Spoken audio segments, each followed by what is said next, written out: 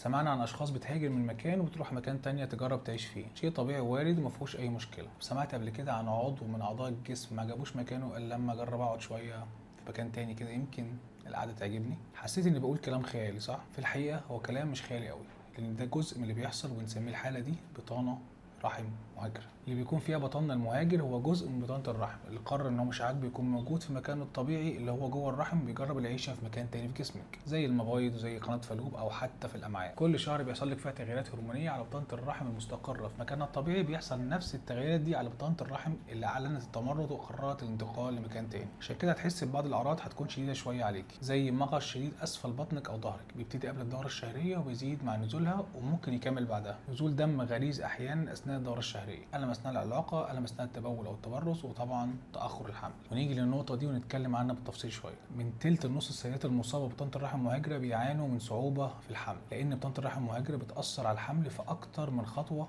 أو مرحلة، إنها بتكون ندبات والتصاقات في جميع أنحاء الحوض اللي ممكن تؤدي إلى انسداد في قناتي فالوب، ممكن كمان تؤدي لتكوين أكياس المبيض اللي بعد كده ممكن تتملى بالدم المعروف والمشهورة باسم أكياس الشوكولاتة. الأكياس دي بتأثر على احتياط المبيض بتاعك، بتأثر على البويضات الصالحة للإخصاب والحمل، وبالتالي تؤدي لصعوبة في حدوث الحمل.